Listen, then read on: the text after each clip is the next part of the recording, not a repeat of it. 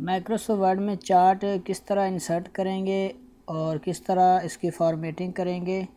बिस्मिल्लाहिर्रहमानिर्रहीम, अस्सलाम वालेकुम वरहमतुल्लाहि वबरकातुहू। उर्दू टैग में खुशामदीद कहता हूँ। मैं हूँ आपका होस्ट मोहम्मद आसिफ। एक और नई क्लास लेके आपके साथ हाज़िर हूँ। इस वीडियो में मैं आपको बताऊँगा कि स्मार्ट जो चार्ट है किस तरह इंसर्ट करेंगे। तो आपने माइक्रोसॉफ्ट वर्ड को ओपन कर लेना है और होम के बाद इंसर्ट का ऑप्शन है, इस पर क्लिक करें। इंसर्ट में आप पिछली जो वीडियोज़ हैं उनमें सीरियल वाइज मैंने आपको picture, clip art, shape, smart art और के बारे में बता दिया था। तो इस वीडियो में मैं आपको बता रहा हूँ कि चार्ट किस तरह इंसर्ट करेंगे। तो आपने चार्ट पे क्लिक कर देना है। जब आप चार्ट पे क्लिक करेंगे तो इंसर्ट चार्ट के इस तरह कुछ टेम्पलेट्स जो ओपन हो जाएंगे। अब आपने पसंद करना चाहेंगे, यानी कि आपने कौन सा चार्ट इंसर्ट करना है। यहाँ पे बहुत सारी किस्में हैं, कॉलम है, लाइन, पाई है, बार, एरिया और नीचे यहाँ तक बहुत सारे चार्ट की अक़साम हैं। आप इनमें से कौन सा चार्ट जो है इंसर्ट करना चाहेंगे। तो एज एग्ज़ाम्पल मैं कॉलम वाला जो चार्ट इसको सिलेक्ट करके ओके कर दूँगा। तो जब आप इसे ओपन करेंगे तो ये माइक्रोसॉफ्ट वर्ड और एक्सेल की जो फ़ाइल है ना, कुछ इस तरह से ओपन हो जाएगी कि यहाँ पे एक्सेल की भी फ़ाइल ओपन हो जाएगी और उसके बाद माइक्रोसॉफ्ट वर्ड की भी ओपन हो जाएगी कुछ इस तरह से।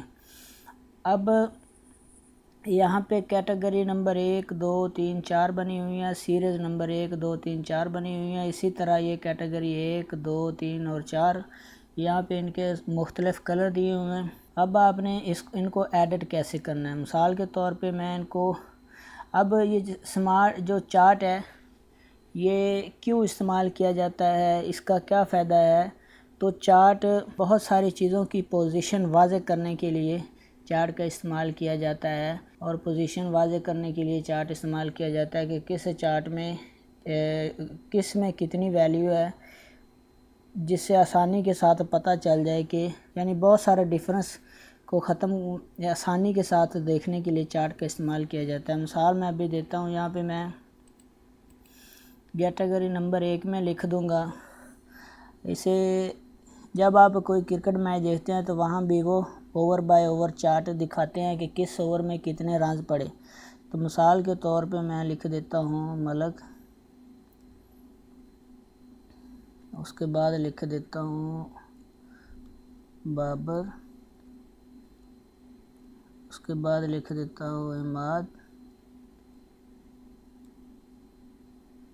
उसके बाद लिख देता हूँ इमाम और अब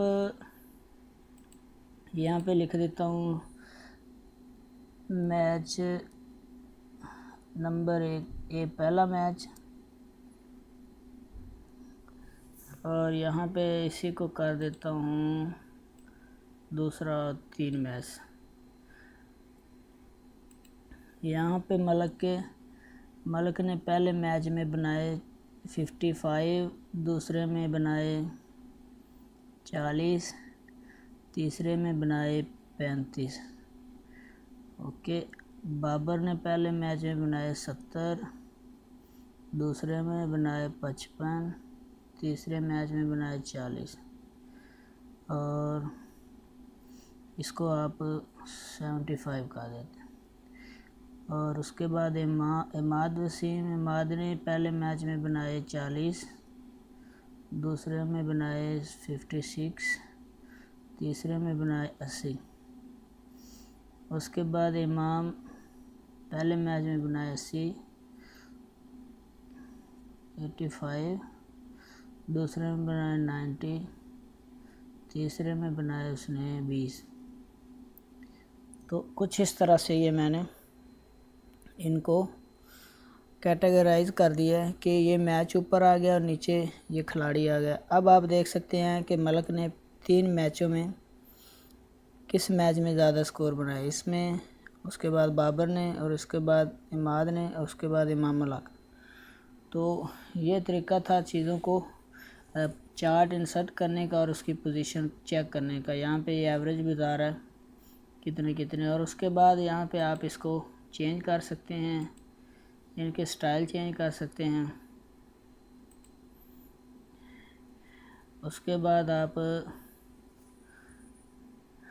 चेंज टाइप, यानी आप इसको किसी और लाइन में भी दे सकते हैं। लाइन पे क्लिक करें और ये देखिए लाइन में हो गया। अब आप इसे कंट्रोल Z कर देते हैं तो ऐसे आ जाएगा। उसके बाद यहाँ से आप इसकी बहुत सारी फॉर्मेटिंग कर सकते हैं। पहले टाइप है, किस तरह के आप टाइप चाहते हैं। उसके बाद डाटा है, आप यहाँ से डाटा सेलेक्ट कर सकते हैं, एडिट कर सकते हैं। उसके बाद चार्ट लेआउट्स हैं, यहाँ से आप इनके लेआउट्स जो है चेंज कर सकते हैं। और उसके बाद है स्टाइल, चार्ट स्टाइल है, यहाँ पे ड्रॉप डाउन बटन बना हुआ है, आप अपनी मर्ज़ी के साथ कोई भी चार्ट ले सकते हैं। और यहाँ पे फॉर्मेटिंग कर सकते हैं। तो ये तरीका था चार्ट इंसर्ट करने का और इसकी फॉर्मेटिंग का। फ्रेंड्स, उम्मीद है कि वीडियो आपको अच्छी लगी होगी। हमारे चैनल को सब्सक्राइब करें, अपने दोस्तों के साथ शेयर करें। अल्लाह आप सबका हामी नासर हो। अल्लाह निगहबान।